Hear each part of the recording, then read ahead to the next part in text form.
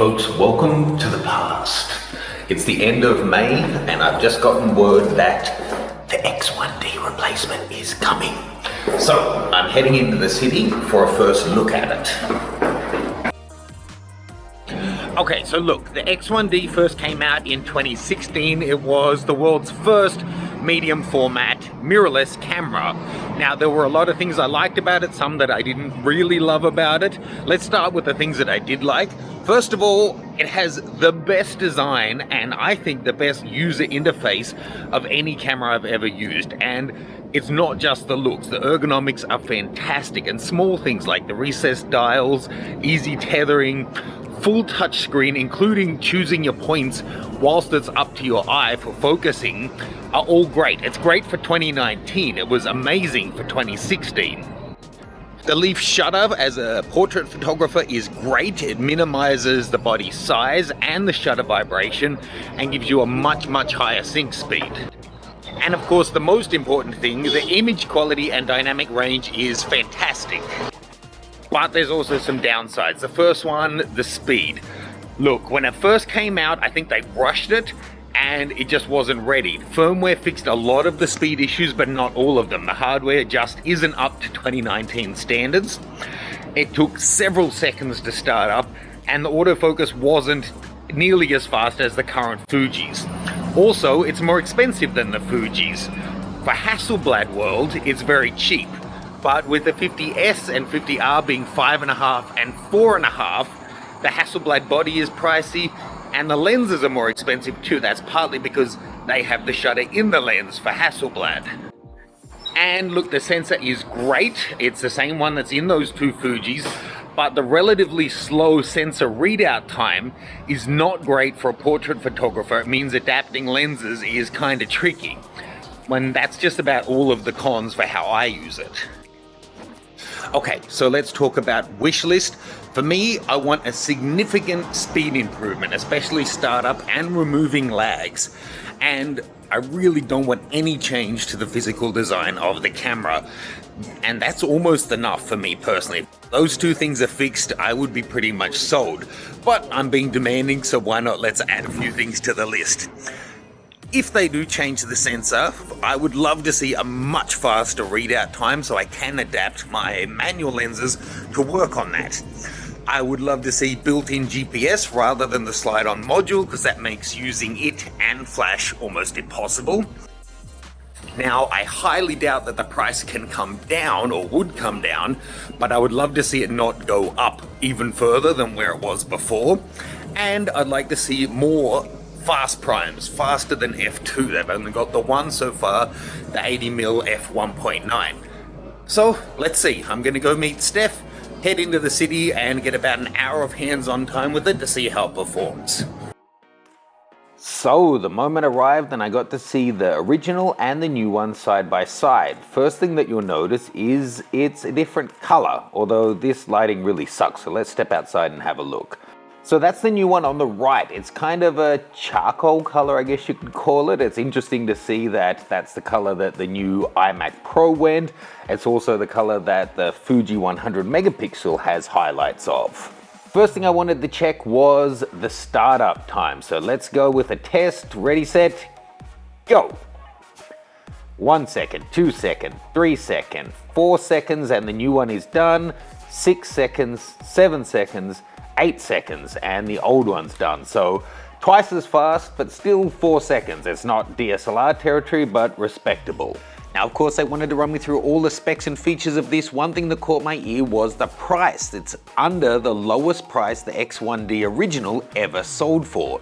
Thank you to Fuji for bringing some price competitiveness to the medium format market. But still, I'm keen to see how this performs rather than hear about what's been improved, so let's head to the roof and shoot.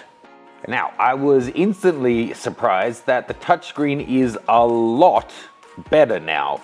And the touchscreen being more accurate and responsive makes the whole process a lot faster. So here, formatting both of the cards on both of the cameras, putting them side by side, you can see it's much faster again, half, because the original one, it wasn't as responsive when I was trying to tap. Okay, they're both important things. It is frustrating, but more important is how is it actually when you're shooting? How's the autofocus? How's the lag? How are the menus?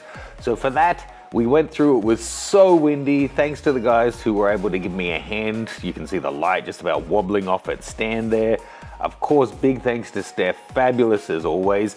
It was cool to be able to play around and shoot, have matching lenses on each of them, and to be able to try out the tethering, their new software on the iPad Pro, directly in with the USB 3, USB-C cable, and the images were just showing up lightning fast, full RAWs that then you can edit on the iPad Pro. Now looking at them, you can see I had both of them with the 80mm f1.9 lens, so I could do a direct side-by-side comparison. Now looking around the bodies, they're pretty much identical. The new one is about 10 grams heavier and slightly taller. I'm going to tell you why in a second. On the back, the LCD is now 3.6 inches versus 3 inches, and the EVF is now OLED and significantly bigger and brighter than the original one. I don't have the exact resolution though. Now, as well as the startup times being halved, the blackout time and the overall shooting experience I would estimate to be about a third to a half faster than the original as well. Looking at the cards and everything, it's still using dual UHS 2 cards. One thing that's been omitted though is the HDMI Mini. I only ever used that once when I was using an external display to record what I was doing for a YouTube video, so I won't miss it, but if you were using the HDMI, it's gone. Looking again at the back, you can see whilst the footprint of the screen hasn't changed, the amount of space that the screen is actually occupying has grown quite a bit.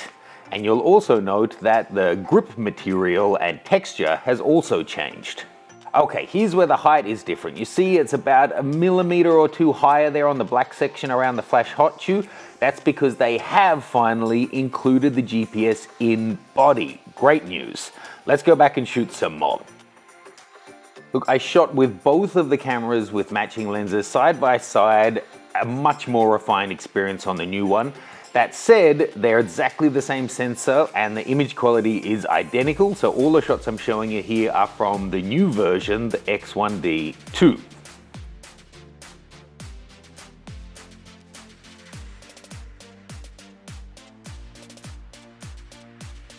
Those first ones were without flash, this is now with the flash.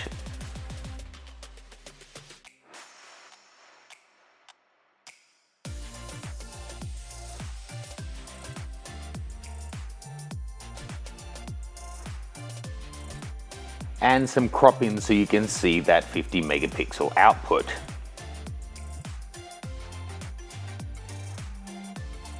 Next up, Steph changed outfits. We took the two cameras up onto the grated walkway there and worked on some more looks.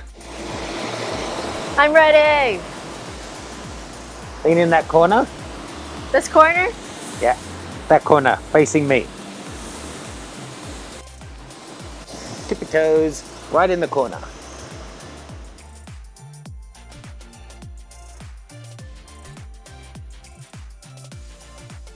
So all told, I had about 80 minutes with the camera, so by no means a comprehensive review.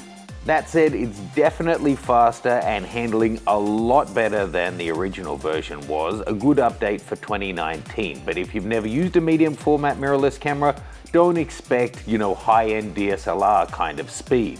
I'm definitely keen to get this in and test it out some more and hopefully get it side by side with the current Fujis to see how they compare. Okay, so I'm very happy. I don't know if everyone's going to be, but let's wrap it up on the street. Okay, so for me, the things I wanted, that pretty much nails it. It's significantly faster, especially for the startup, but autofocus seems snappier as well, and the touchscreen is a lot more responsive. Using them side by side, it was really obvious that the new screen is better and the EVF in particular is noticeably better. The tethering, just plug in and it worked beautifully to the iPad Pro. So for me, it's a no-brainer, and with the price, with the GPS built in, with the new tethering, I'll have links to it below, but I'm really surprised. A couple of things, Still would love to see that sensor time, readout time reduced, and for landscape shooters to have a live view histogram would be really helpful. As a portrait photographer, I don't care too much, but for those guys. But great to have the GPS built in so I can be getting that whilst also having a flash mounted. Anyway, we'll see where the dust is settled when I get back from Cuba. Hey folks, now welcome to the future. Well, actually it's still the past, but it's early June now. It's about a week after I filmed that first hands-on on the roof with Hasselblad. I've since been to Cinegear and tested out the Fujifilm X100, a GFX 100, and I have 3 more things that I want to go back into. The first is the histogram. I think it should be implemented. Landscape photographers will really appreciate it. Fuji's all have it. The GFX 100 now has it on the top screen, but Hasselblad, don't make the same mistake Fuji have. Make it a RAW preview, not a histogram based on the JPEG. What's the point of having a 16-bit RAW capable sensor if you're going to show the histogram based on the compressed JPEG? It's nonsense and a wasted opportunity. Second thing is Ibis. The Hasselblad doesn't have it, none of the lenses have it.